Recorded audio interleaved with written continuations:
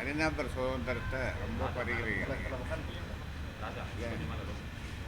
தனிநபர் சுதந்திரத்தை ரொம்ப பறிக்கிறீங்க. எங்கே போனாலும் தேவைப்படுது, நிறைய வர்றது. இது நல்லா இருக்கு. சொல்லுங்க. அதாவது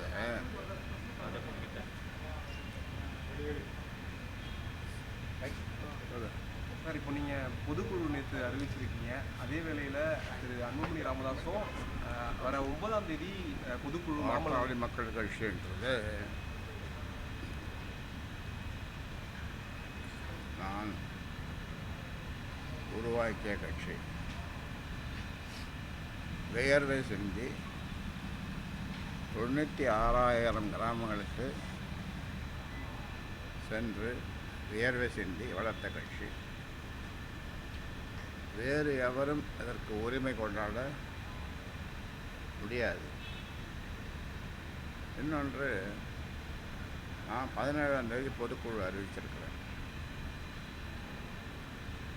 என்னால் செயல் தலைவர் என்று சொல்லப்பட்ட அவர் 9ஆம் தேதி பொதுக்குழு சொல்கிறார். அது கட்சி விதிகளுக்கு புறம்பானது. அது சம்பந்தமாக நாங்கள் உங்களை பத்திரிகை ஊடக நண்பர்களை கேட்டுக்கொள்வதெல்லாம், இது சம்பந்தமாக நீங்கள் உங்கள் கருத்துக்களை எழுதுங்கள். பொதுவாக ஒரு பொதுக்குழு கூட வேண்டும் என்றால், கூட்டப்பட வேண்டும் என்றால் 15 நாளைக்கு முன்னாலே பொதுக்குழு உறுப்பினர்களுக்கு அறிவிக்கை அனுப்ப வேண்டும். ஆனால் நான் முறையாக 17ஆம் தேதி இந்த பொதுக்குழுவை அறிவித்திருக்கிறேன். அதனால் வேறு எவரும் பாட்டாளி மக்கள் கட்சி பெயரிலோ பொதுக்குழு கூட்டுகிறேன் என்று சொல்வது சட்டத்திற்கும் கட்சி விதிகளுக்கும் புறம்பானது. இன்னொன்று, இந்த பக்கை பற்றி தானே கேட்குறீங்க. பக்கு அது உலகத்தில் தந்தையே வேவு பார்த்த உழவு பார்த்த பிள்ளை இருக்குதான்னா இருக்குது. அது என்ன வேவு பார்த்துருக்காங்க. அது மாதிரி இது சம்பந்தமாக காவல்துறையிடம் விழுப்புரம் மாவட்டம் கிளியனூர் காவல்துறையிடம் இன்ஸ்பெக்டரிடம் அவரை வரவழைத்து புகார் கொடுத்தேன். அதே போன்று சைபர் கிரைம் அந்த துறையிடமும் புகார் கொடுத்திருக்கிறேன். அந்த சிப்ஸு மோடம் அதெல்லாம் கூட காவல்துறையிடம் ஒப்படைத்திருக்கிறோம். ஒரு பக்கம் சைபர் கிரைம் காவல்துறை, இன்னொன்று நான் ஒரு ஸ்பெஷல் ஏஜென்சி அவங்கள அமர்த்தி அவங்க இது எப்படி எங்கிருந்து யாரால் இயக்கப்படுகிறது என்று அதையும் செய்திருக்கிறோம். அவர்களும் விரைவில் அது சம்பந்தமாக எனக்கு அறிக்கை கொடுப்பார்கள். இது இந்த பிரைவேட் ஏஜென்சி அப்படி என்பது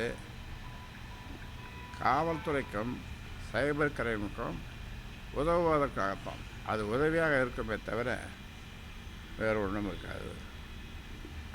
அதனால் எங்களுடைய கட்சியினுடைய மாநில பூம்புகாரில் மகளிர் சங்க மாநாடு மிக எழுச்சியோடு 2 லட்சம் 3 லட்சம் பெண்கள் மட்டும் கூடுகிற மகளிர் மாநாடு அது சிறப்பாக 10ஆம் தேதி, இந்த மாதம் 10ஆம் தேதி நடக்க இருக்கிறது. தொடர்ச்சியாக இந்த மாதிரி நீங்கள் அறிவிக்கிறத ஏற்றி கூட்டியாக அவர் ஒரு நிகழ்ச்சிகளை அறிவிக்கிறாரு. இந்த மாதிரி செயல் தலைவர் பண்ணுறாரு. நீங்கள் ஏதாவது நடவடிக்கை எதனா எடுக்க நேரிடுமா?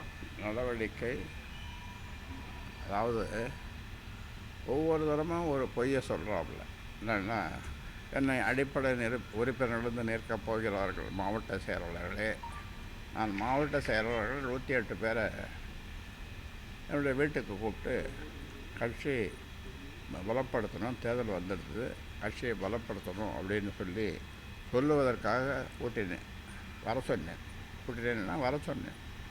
ஆனால் அதிகாலை 3 மணி வரைக்கும் இந்த 100 பேருக்கு போவாது போவாது போவாது அப்படின்ற பதில் சொல்லி ஃபோனில் சொல்லி 100 பேர் வரல. அந்த 100 பேர் யாருன்னா நான் போட்ட ஆளுங்க. அதோட இது ஏன் கட்சி நிறுவனர் நான், தலைவர் நான்.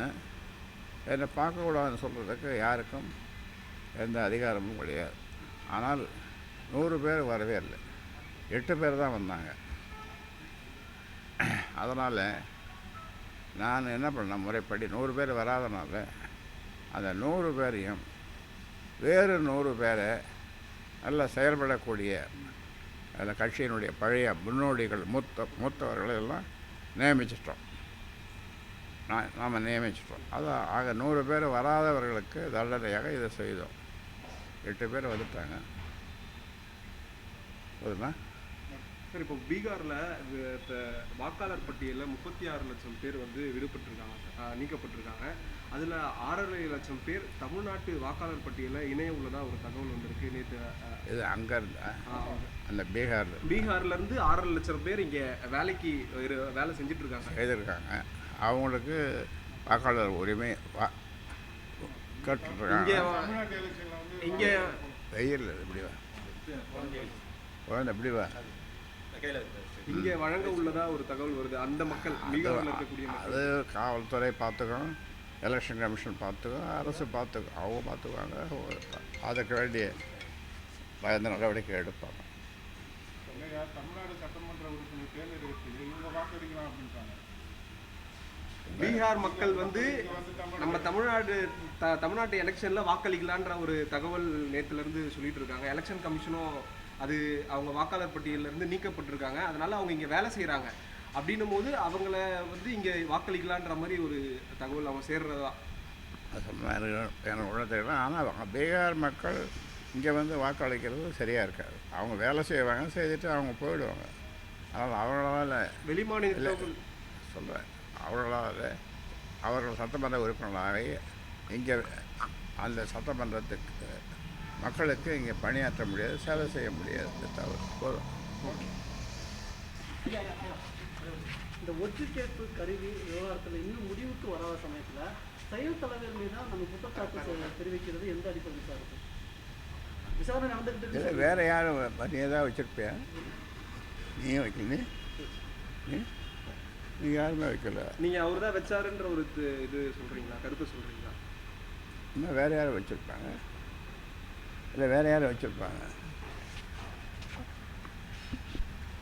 தந்தையை மிஞ்சிய தனையன் இருக்கக்கூடாது என்று நமது பிரதமர் அவர்கள் ஒரு இடத்துல பேசியிருக்காருங்க தமிழ்நாட்டில். எங்கே சொல்லுங்கள்?